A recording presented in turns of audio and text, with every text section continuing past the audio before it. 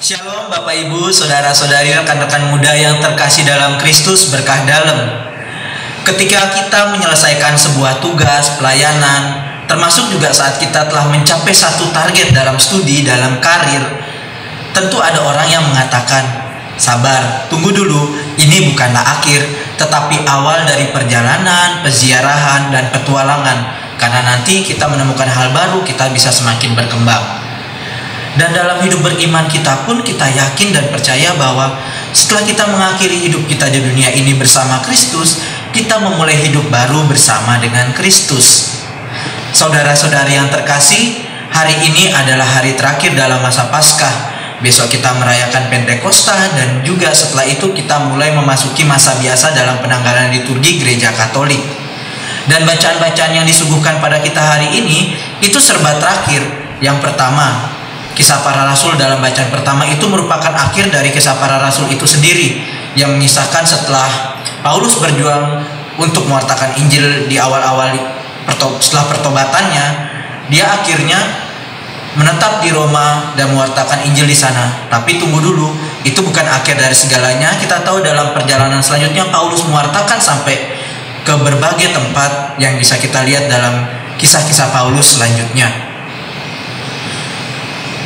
Bacaan Injil hari ini juga mengisahkan tentang bagaimana Petrus bertanya kepada Yesus dan akhirnya Yesus bilang, apapun itu kamu harus tetap ikut aku. Dan juga menyadarkan kita bahwa perjalanan kasih Allah itu bahkan sampai dibilang seisi kita pun gak bisa ditampung. Dan endingnya apa yang peziarahan hidup kita itu harus dipenuhi dengan kisah kasih Allah yang kita wartakan dalam kehidupan kita setiap hari. So, Bapak Ibu Saudara-saudari, ada dua hal yang ingin saya ajak untuk kita renungkan, kita refleksikan bersama. Yang pertama, kita disadarkan bahwa karya keselamatan Allah itu tidak pernah berakhir. Sekalipun Yesus naik ke surga, tugasnya nggak selesai. Ia mengutus Roh Kudus menyertai para murid sehingga para murid bisa dikobarkan untuk meneruskan pewartaan Injil tentang keselamatan Allah, entah masa sekarang dan masa yang akan datang. Dan kita pun yang meneruskannya. Allah tidak pernah meninggalkan umatnya, saudara-saudari. Dia ada sepanjang segala zaman. Bahkan kita sudah lihat dalam kitab suci bahwa penyertaan Allah itu selalu ada. Allah melintasi ruang dan waktu. Bahkan situasi yang gak enak seperti masa pandemi ini, sebetulnya Tuhan hadir. Nah, kadang-kadang saya dan kita ini kurang sadar akan penyertaan dan kuasa Allah itu. Kadang-kadang kita bilang, ini sudah berakhir, semuanya sia-sia, Tuhan gak ada, Tuhan gak bersama saya. Tapi sebetulnya Tuhan itu ada, tapi ya kadang-kadang kita sendiri yang gak peka akan tawaran kasih Allah, penyertaan Tuhan yang hadir dengan banyak cara yang bisa saja kita gak duga, atau mungkin masa sih ini dari Tuhan. Sehingga kita gak perlu khawatir, kita gak perlu ragu, karena sekalipun kita merasa itu semuanya berakhir, tapi ketika kita menyerahkan semua kepada Kristus yang selalu ada bersama kita kapanpun dan dimanapun, apa yang kita rasa sebagai akhir itu menjadi titik awal untuk kita maju, bangkit, dan berjuang bersama Kristus.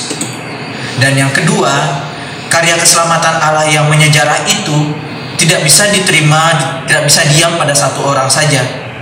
Itu pun harus kita sebarkan, kita wartakan. Nah, saya dan kita semua yang telah menerima rahmat pembaptisan, krisma, dan juga sakramen-sakramen yang lainnya, itu dipanggil, diutus untuk menyalurkan kasih karunia Allah itu kepada banyak orang.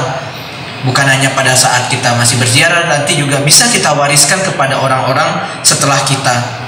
Dan banyak cara untuk kita mewartakan melalui tindakan, pelayanan, karya kita masing-masing, pilihan hidup kita masing-masing, termasuk juga melalui sarana-sarana yang kita punya, termasuk gadget. Tentu pewartaan, kesaksian, dan apapun itu yang kita lakukan untuk menyebarluaskan kerajaan Allah tidak hanya sekedar berkata-kata, berkhotbah, tetapi sebagai murid Kristus kita diminta untuk menghidupi apa yang diwartakan itu dalam hidup kita. Apa yang kita imani, apa yang kita hayati, itu yang akan keluar sebagai pewartaan kita. Kita harus berani melepaskan diri kita dari ego-ego kita, kebencian kita, siap dibentuk, dan terus membuka diri pada tuntunan Tuhan yang bisa saja hadir melalui banyak cara.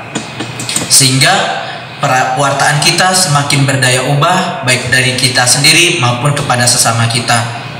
Dan hari-hari ini kita menyambut perayaan Pentakosta dengan berdoa novena 9 hari setelah kenaikan Tuhan. Nah, kita memohon kedatangan Roh Kudus seperti para murid yang berdoa untuk memohon Roh Kudus tercurah, sehingga mereka dikuatkan, diteguhkan dalam setiap situasi sulit, sehingga kita bisa mewartakan kabar keselamatan dan sukacita Allah seperti yang dialami oleh para murid juga. Dikobarkan semangatnya dan kita pun bisa semakin mantap bersaksi di tengah dunia. Memang kita sadari bahwa dalam perjalanannya ada banyak tantangan, perjuangan, tetapi sekali lagi Tuhan tidak pernah meninggalkan kita karena Dia selalu ada bersama kita sepanjang segala masa. Sekali lagi, bagaimana kita mau menanggapi dan terus berjuang untuk mewujudkan hal itu. Saudara-saudari yang terkasih, karya keselamatan Allah itu terus terjadi, terus berlanjut. Dan saya dan Anda dipercayakan untuk mewujudkannya itu pada masa kini dan yang akan datang. Kita mohon rahmat Tuhan agar curahan Roh Kudus itu selalu ada bersama kita, sehingga kita dimampukan dan kita bisa berproses dan membuka diri, sehingga akhirnya hidup kita menjadi baru, kita semakin dikuatkan dan dimantapkan untuk menjadi saksi-saksinya di tengah dunia ini. Selamat berproses, selamat menyambut hari Pentakosta. Kristus hidup dan ingin saya dan Anda hidup. Tuhan memberkati.